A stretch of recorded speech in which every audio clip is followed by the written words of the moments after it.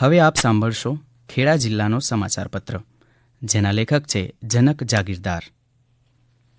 ખેડા જિલ્લાના નડિયાદ તાલુકાના સુપ્રસિદ્ધ વડતાલ ધામમાં શિક્ષાપત્રી જયંતિ સુવર્ણ પાલખીમાં હસ્તપ્રતની શોભાયાત્રા, સંતો સત્સંગીઓની ઉપસ્થિતિ યોજાઈ. વસંતોત્સવ સાથે 198મી શિક્ષાપત્રી હોમાત્મક યજ્ઞનું ભવ્ય આયોજન કરવામાં આવ્યું હતું. સૌપ્રથમ મંદિર પરિસરમાં સુવર્ણ પાલખીમાં શિક્ષાપત્રીની શોભાયાત્રા નીકળી. આજે ભગવાન શ્રી હરિએ સર્વજીવોના કલ્યાણાર્થે શિક્ષાપત્રી લખી. શિક્ષાપત્રીમાં માત્ર 212 શ્લોક છે. ભગવાન શ્રી સ્વામિનારાયણની સ્વયં વાણી સ્વરૂપ સંપ્રદાયનો અજોડ ગ્રંથ છે. વસંત પંચમીના શુભ દિને સંપ્રદાયના 2 કવિનંદ સંતોનો પ્રાગટ્ય દિન છે.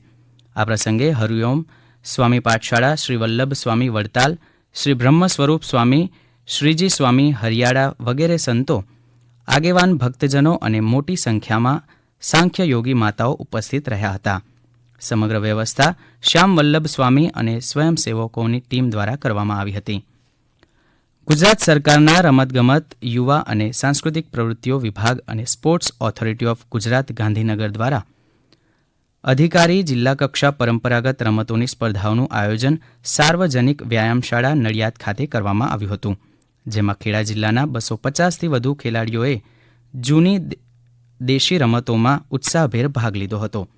પરંપરાગત રમત સ્પર્ધામાં કુલ 5 રમતો યોજવામાં આવી હતી, જેમાં સતોલિયું, લંગડી, દોરડાકૂદ, માટેની કુસ્તી, કલરીપટ્ટુ વગેરે આપણી પરંપરાગત રમતોનો સમાવેશ કરવામાં આવ્યો હતો. આ સ્પર્ધા યોજવાથી બાળકોના શારીરિક તંદુરસ્તી વધારવા, રમતગમત પ્રત્યે રુચિ વધારવા તથા આ રમતો ભૂલાઈ ન જાય અને બાળકો મોબાઈલથી દૂર રહી આ રમતો રમતા થાય તે હેતુથી આ સ્પર્ધાઓનું આયોજન કરવામાં આવેલ. પ્રધાનમંત્રી આવાસ યોજના અંતર્ગત મળેલ ઘર એ ફક્ત મકાન નથી, પણ પ્રેમ, લાગણી અને હૂંફ આપતું આશ્રયસ્થાન છે.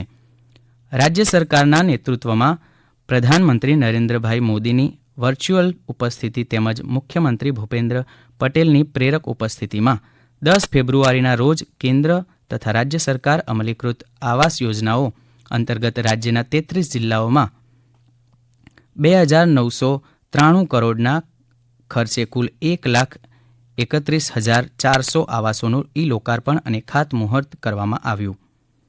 ખાતરજ સ્વામિનારાયણ મંદિર ખાતે ધારાસભ્ય શ્રી અર્જુનસિંહ ચૌહાણની ઉપસ્થિતિમાં પ્રધાનમંત્રી આવાસ યોજના ગ્રામીણમાં 54 ગામોના 135 લાભાર્થીઓને મહુધા વિધાનસભા ક્ષેત્રમાં હેરંજ પ્રાથમિક શાળાના મેદાન ખાતે ધારાસભ્ય સંજયસિંહ મહિડા અને જિલ્લા કલેક્ટર અમિત પ્રકાશ યાદવની ઉપસ્થિતિમાં પ્રધાનમંત્રી આવાસ યોજના ગ્રામીણમાં 58 ગામોમાં 195 લાભાર્થીઓને, ઠાસરા વિધાનસભા ક્ષેત્રમાં શ્રી રામ પાર્ટી પ્લોટ ખાતે ધારાસભ્ય યોગેન્દ્રસિંહ પરમારની ઉપસ્થિતિમાં પ્રધાનમંત્રી આવાસ યોજના ગ્રામીણમાં 84 ગામોના 435 લાભાર્થીઓને તેમજ કપડવંજ ખાતે જૂના એસપીએમસી માર્કેટ ખાતે ધારાસભ્ય રાજેશ ઝાલાની ઉપસ્થિતિમાં પ્રધાનમંત્રી આવાસ યોજનાની ફાળવણી યોજાઈ.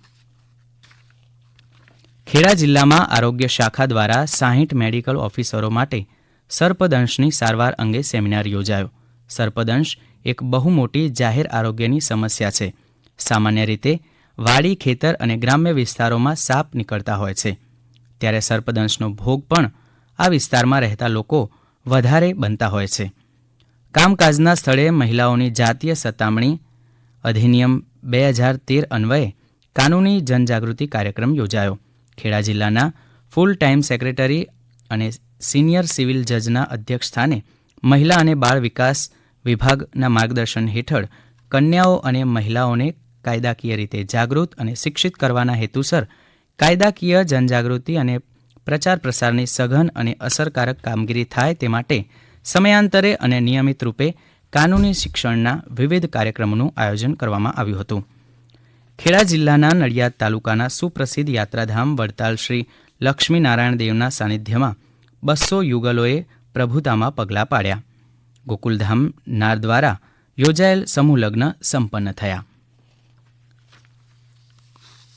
આપ સાંભળી રહ્યા હતા ખેડા જિલ્લાનો સમાચારપત્ર, જેના લેખક હતા જનક જાગીરદાર.